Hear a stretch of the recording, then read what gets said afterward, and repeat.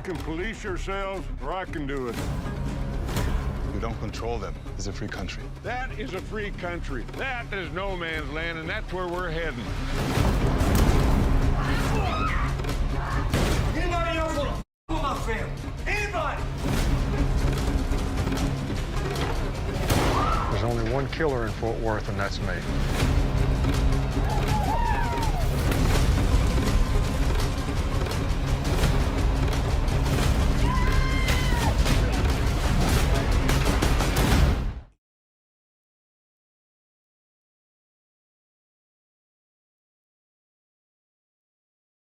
Good afternoon, and welcome to Washington Post Live. I'm Dave Jorgensen, video producer here at the Post. Let's talk about 1883.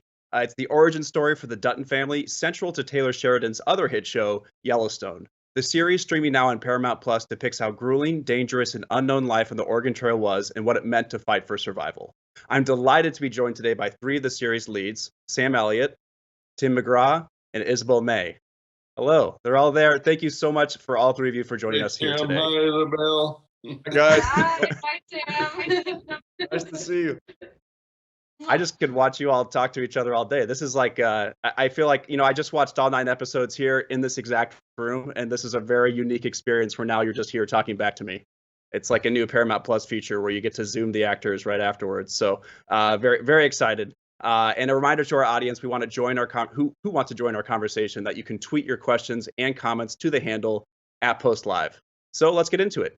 1883 premiered to 4.9 million viewers and is the most watched title on the service globally, racking up a ton of buzz and a lot of fan theories, including mine, about where the series is going to go, especially after episode 9. One of the most impressive aspects of the series is its depiction of what the Wild West really was like in the 1880s. And so let's start here with Tim. I'm very curious about so many things, but let's get to the basics here for maybe people who aren't as familiar with the show or looking to get into it.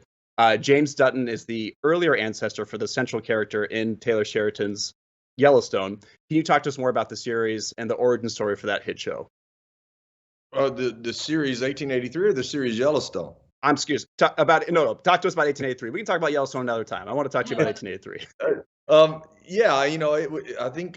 I think if the chronology works out correctly, I think I'm the great grandfather of John Dutton.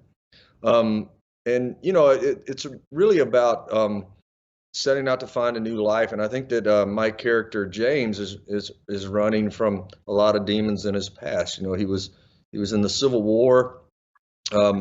He was a captain in the Civil War and led his men into a battle that most all of them were killed. He ended up being in a war prison for 3 years, and Margaret, my wife, she nursed during the Civil War and waited for me for 3 years while raising a child. So I think he has a lot of PTSD. I think which wasn't a thing back then, and I think that a lot of those guys, Shay and Thomas and Margaret and everybody that went through that experience back then were looking for a better life and looking for sort of an escape from the turmoil in the world that was left behind after all of that, and they were looking for a better place, and I think that James had set out to do that. I think the most interesting thing about it for James Dutton's character is, he set out to do this alone. He set out to do this by himself with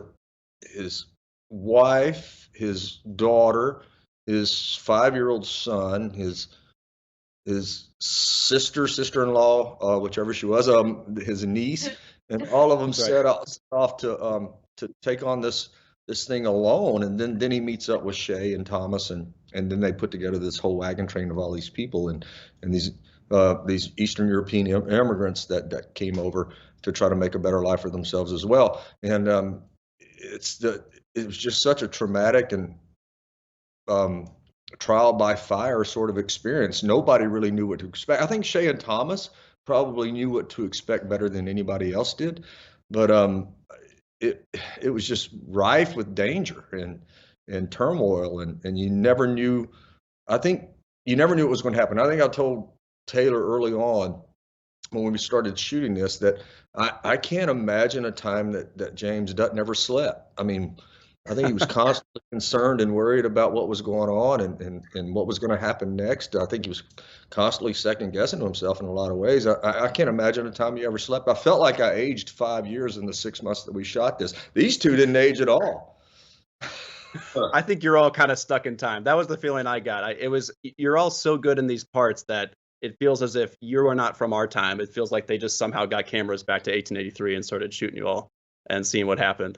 And I think you do a really good job, especially portraying the PTSD. And as you said, there wasn't exactly a vocabulary of what was happening, but I think you do a really good job of showing that. One of my favorite scenes is the flashback scene to the Civil War, and it's just kind of you and spoiler alert, minor spoiler alert, Tom Hanks just kind of sitting next to each other. And I can't imagine what that was like. But can you tell me a little bit more about that scene and shooting that scene? Well, the first thing I can tell you is it was super hot that day, and we had all those clothes on, and I had all that hair on, and I felt like I looked like Sasquatch walking across the battlefield. But Tom's a great guy. We've been family friends for a long, long time, and Rita and Faith are best friends, and we've hung out a little bit, and I called Tom up and sent him the script. Said, look, if you have time, there's this little cameo in this thing that we're doing. No pressure at all. I've never asked you to do anything, but if you feel like it works for you, let me know. And right away he said, tell me when and where, and I'll be there. And he couldn't have been more gracious when he was on set. He was super nice to everybody, and anybody knows Tom knows he's that kind of guy anyway. Yeah, it's a little annoying. Every time I don't know him at all. I've never met him, but every story you ever hear from him, from any celebrity, of anyone that's ever, they're just like, he's the best. People that had a wedding, he just runs by and takes a picture with them. But we'll get away from Tom Hanks for now. And I don't want to talk about Yellowstone at all, because I do think, as Sam, you've said in other interviews, that 1883 is its own show, and I think that's true in a lot of ways. But especially for me, I watched the first 2 episodes without even knowing it was related to Yellowstone. Which tells you a lot, just how much the show stands on its own. Can you tell what it was like, though, to work with Taylor Sheridan, who seems to be juggling about 7 shows at once these days? Oh, wow. That's the big question, isn't it? What's it like to work with Taylor Sheridan? First off, Yellowstone does stand, or 1883 does stand on its own, because it came before Yellowstone. I'm still trying to figure out how Faith and Tim got into Yellowstone before 1883.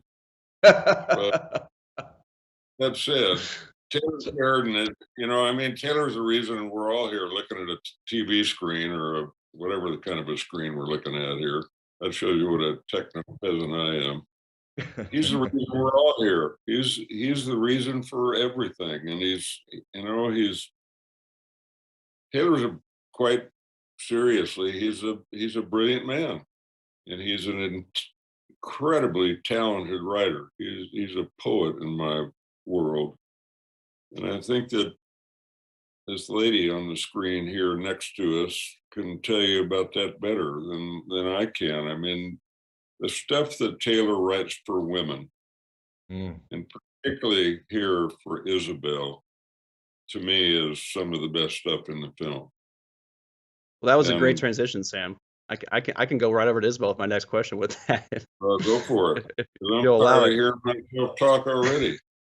I don't think anyone's ever been tired of hearing you talk, so I think you can rest easy there. You might as well be a ringtone at this point. But Isabel, I do want to ask you about this character itself, but also the preparation for it.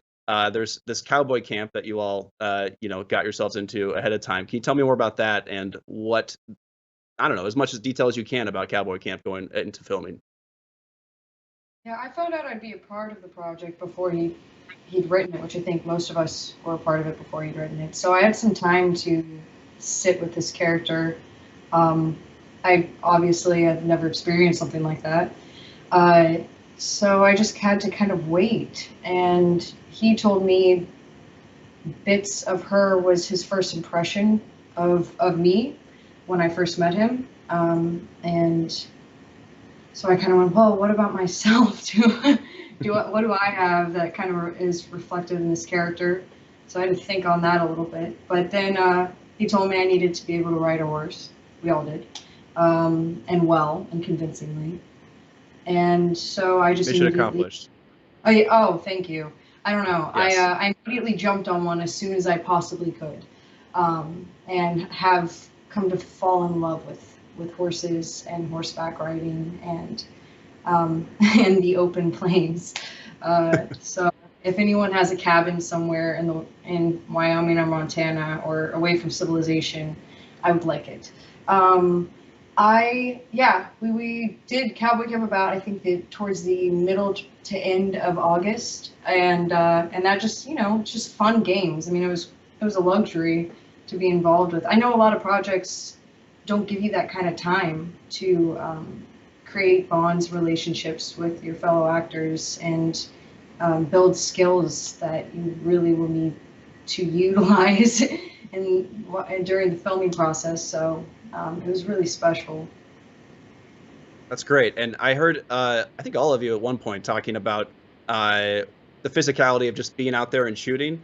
Tim and Isabel, you had done a podcast a month or so ago where you were in Vegas and said it was very jarring to suddenly be in Vegas after just being out there shooting. And I'm really curious about, one, just what it was like to be out there shooting every day, waking up at 3 or 4 a.m. to shoot, and the physicality itself, learning to ride a wagon and work with horses. Sam, I'd like to direct that back to you. What if that was in your huge illustrious career, where this sits in everything that you've done and experienced? Oh, wow. I'm not sure about huge and illustrious, but this, in terms Humble, of the West, sure. in terms of the Westerns that I've been fortunate enough to be involved in, this is the best one for me, for many, many reasons. It's the real deal. I feel like this is as authentic as it possibly could have been. The words on the page, the people on the show, and it was a long journey. It was a 5-month journey on this trail, and it was, everybody suffered on all sides of the cameras, either from the intense heat or the bitter cold. And, it was I think I can speak for, I'm not going to speak for Tim and Isabel, but I think safely it was a labor of love for everybody involved. I don't think there's any secret about that. It's just, it was a gift. It was just an incredible gift, I think. It's my favorite Western I've ever done, and I've worked on other shows that, I feel very strongly about what we did, but they all pale compared to this thing, I think. I think you're right, for my money. I'm not a person that's been huge into Westerns, but man, did I dive into this. And one thing that I really appreciate about it is because it's, a series, we get a lot of time with each character as opposed to, 90 minutes to 2 hours. And Isabel, specifically, I want to talk to you. I feel of all the characters, and maybe this isn't a mystery to I don't think anyone would disagree, that you seem to evolve the most throughout the show. We hear from you, it's your voice. Can you tell me a little bit how you prepared for this 18-year-old coming-of-age story on the plains, which is a story that I can't think of a story that I've seen before in any film or TV. I would agree with you there. I read accounts of women that had actually taken that trek from Texas, Tennessee, other East Coast states to Oregon, and specifically teenagers who were women. Once you were that age, you were a fully grown woman, perhaps married or with children. There's one woman in particular who I became very invested in, named Mad Ann Bailey. And she had a pretty remarkable story that kind of somewhat reflected Elsa's story. If anyone thinks that Elsa is a bit too fictional for their tastes, I would disagree. I think what's interesting about Elsa's trajectory is, I think when you were a teenager and becoming a woman, that's probably the greatest growth one could go through in their life. And that's reflected on screen. I don't think you've ever seen that growth during such a treacherous journey, or a young girl undertaking something like this. I don't think it's ever been made before, and she gets to make mistakes along the way and be frustrating and difficult and experience all sorts of tragedies and fall in love more than once. It's pretty beautiful, pretty epic. It is. I like to think of it as an epic poem, like the Odyssey or the Iliad or something. I love that, and I think that's a really great way to think about it, because your voiceover throughout the show, throughout every episode, really, if you kind of strung that all together, I think it's its own epic poem. And one aspect that I really love about your character is her relationship with the other characters, Tim's character, of course, but also with Faith Hill, who plays your mother. I think there's a really good.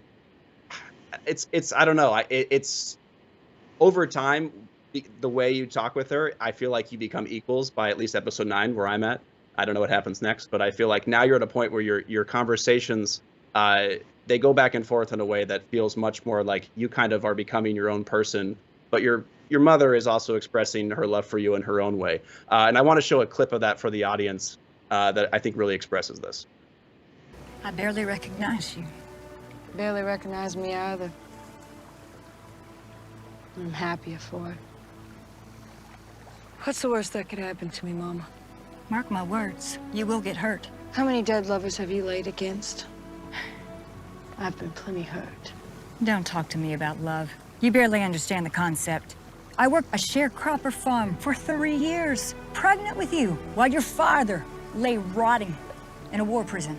And how old were you then? 17. Somehow you knew love at my age, but I don't understand the concept. It's different. It's not different. It's exactly the same. Here's the difference. You are my child. When you fall down, and you will, it is my duty to pick you up. I can't do that if I don't know where you are, and if I don't know what you've become.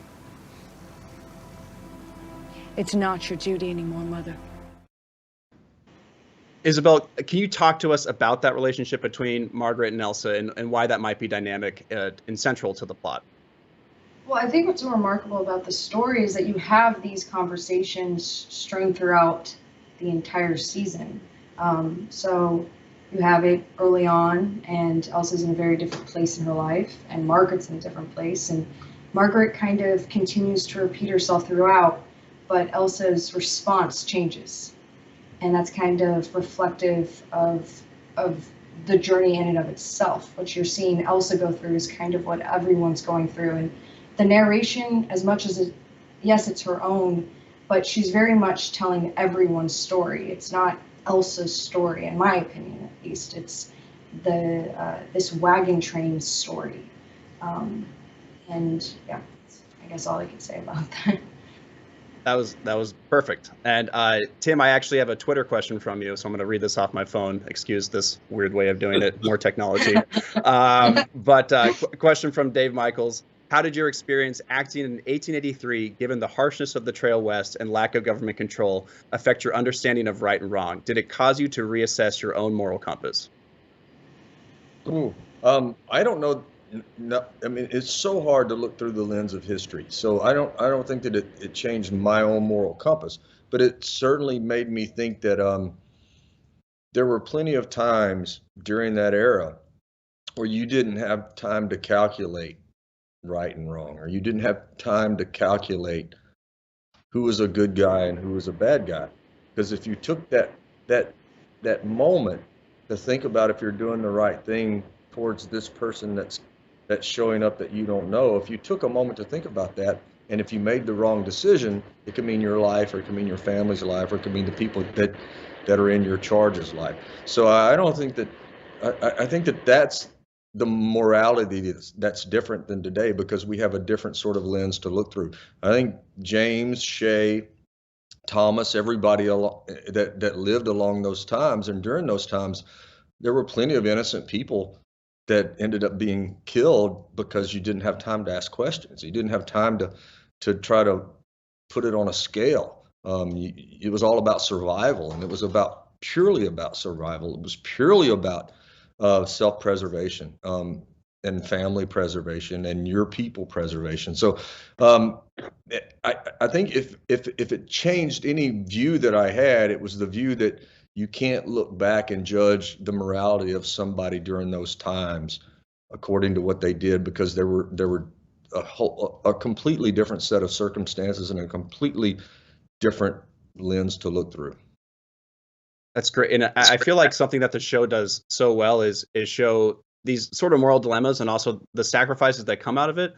I feel like a lot of shows you watch sacrifices and it feels like it's sort of engineered. It doesn't feel necessarily, it feels like it's shock value, but here all the sacrifices made, they feel earned. And you just, it hurts that much more. And we actually have a clip that gets at that very issue. It won't ever make it. We run the cattle across first. Take the wagons over one by one. And I mean us. It'll take all day, but we'll lose half of them. We'll let them immigrants do it. How are we getting them immigrants across? Take all day, too. And at least nobody drowns. That's 2 days we don't have. We should be in Kansas by now. At some point, they got to learn to do things for themselves.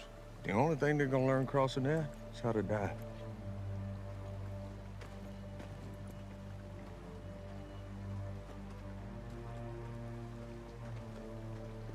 I don't think this is the place to try and teach them something, Captain. It's this to the Rockies. Then it's worse. If they can't cross a fucking river, how are they gonna cross the mountains? Or the goddamn desert we go through first? Don't get mad. We ain't got to do what the farmers say. If you want to swim them across the river, then we'll swim them across the river. I'm mad because he's right.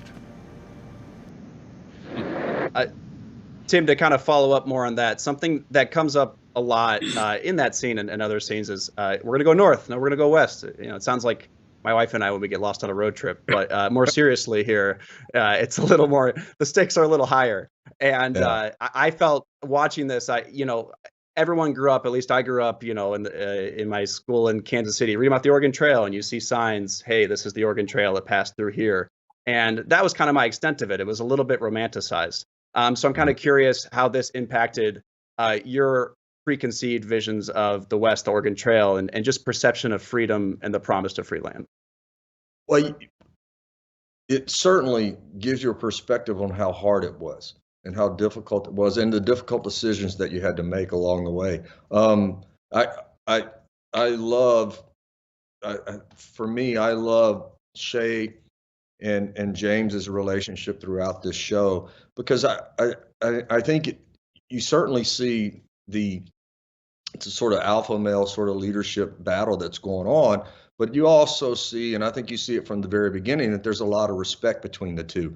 And I don't think that there's this animosity. I think that there's just James is pretty stubborn and hard-headed, but he also knows that Shay knows what he's doing. So there's this sort of evaluation that's always going on between their relationship about what's the right thing to do. So I think that probably went on quite a bit. I think that everybody probably evaluated every step of the way of every day that they traveled, if they were doing the right thing, if they were going the right way, if they had the right provisions, if they were making the right decisions. I mean, did they sleep? I mean, I can't imagine Shay and James or Thomas really ever sleeping during the entire time. I mean, the troubles and worries that you had to deal with. So, and we didn't even get to like Shay or Sam just alluded to in that scene, we didn't even get to the crossing of the mountains and where there were no trails and you had to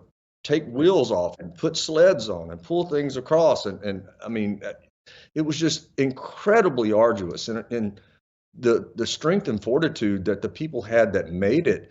I mean, look, there's some good stock there from the people that survived that trip and the people that came and the ancestry that came from that, because that was something that I would love to know what the percentage was of the folks that made it, that started out on that trail and started out on that journey, because it was hard for us. I mean, and we were 1/1,000,000th of what they had to go through, even in the elements that we had to face. But we got to leave at the end of the day. We got to go home and take a hot bath at the end of the day. We got to clean the dirt off of us at the end of the day. So to imagine day after day after day for months and months and months on end, and fighting the elements were probably the toughest thing you had to fight. Then you had the bandits, and way down the list was Native Americans. So, I mean, there was just so much that you had to deal with and fight against, and the lack of knowledge of the people who set out across the trail to do that, and the learning curve that they had to just within a few weeks and months just to be able to continue on the journey and survive it all. I mean, it was just absolutely incredible. And what it makes me do is it makes me want to go back and read more about it and find out more about it and sort of discover more stories.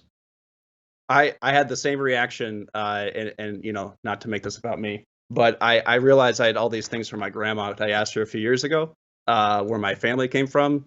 They all settled in Montana in the 1880s. So what a weird coincidence. But across the, and you know, I don't think it was quite as harsh as this. I'm hoping not, but maybe it was. And I'm watching this now with that perspective going, wow, I never even thought about that for more than 1 minute. So I appreciate you all bringing that to life. I probably made it a week.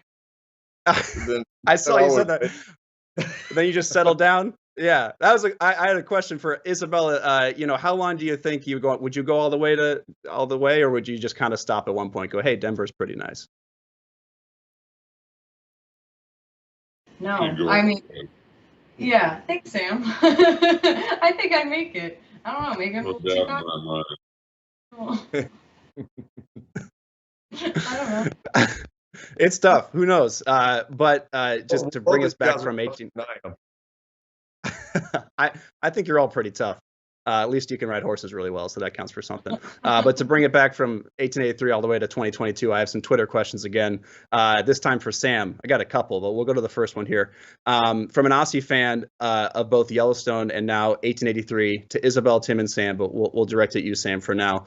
I think the show has parallels with today, the pandemic, in showing the strength and resilience people needed just to survive. What are your thoughts about that? Wow.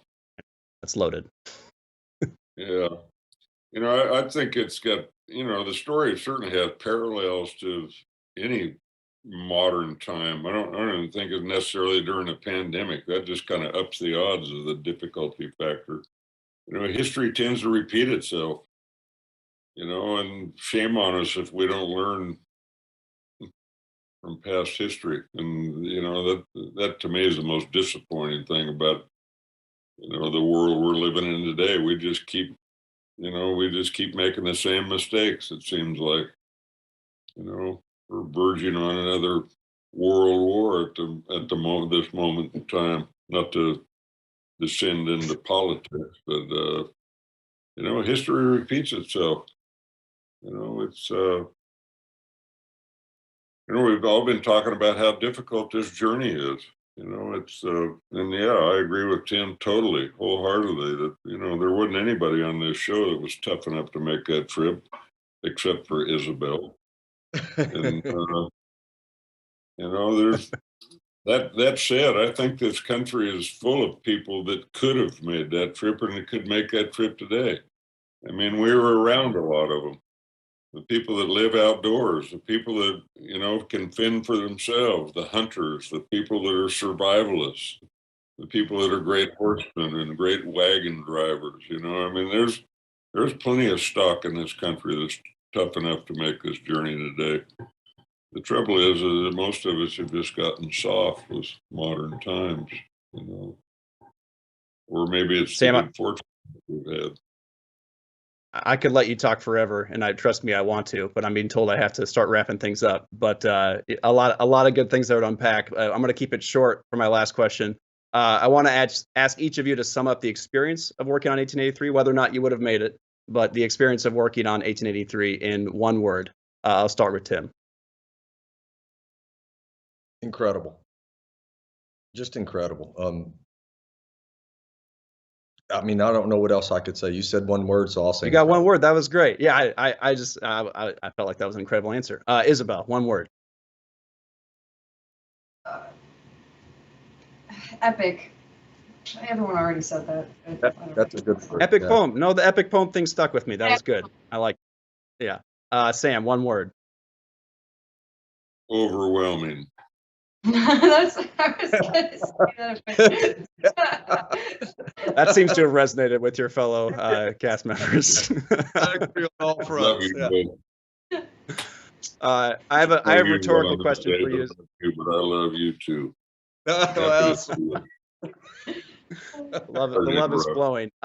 Sam, the love is flowing from this last tweet I'm going to read. It's more of a rhetorical question, but how does it feel to be a sex symbol to the over 55 crowd? That's your last tweet. That's your issue. You don't have I got no issue. I don't believe that's true. Who told you that? Your Someone on mom? Twitter. It has to be true. Oh, it's on Twitter. My mom would just- agree with that, though. That's true. I was rumored to have had a Twitter account yesterday. It was a fake account that somebody had set up a number of weeks ago. And I was very fortunate that my publicist took it down for me yesterday. So I'm Twitterless at the moment again, and I'm happy to be that. Well, if anything, we could. All right, we got two. Probably for the best. Tim, you and I have our own problems still on Twitter, but good for you all being off Twitter. And thank you so much, Sam Elliott, Tim McGraw, Isabel May, for joining me today. It really was a terrific discussion, and I appreciate it. Love you Thank guys. you so much. Thank you. You too, Thank Tim. you. A reminder to our audience that 1883 is on Paramount Plus, and the season finale airs this Sunday. Thank you so much for tuning in today. If you'd like to check out what interviews we have coming up, head to WashingtonPostLive.com. I'm Dave Jorgensen. As always, thank you for watching.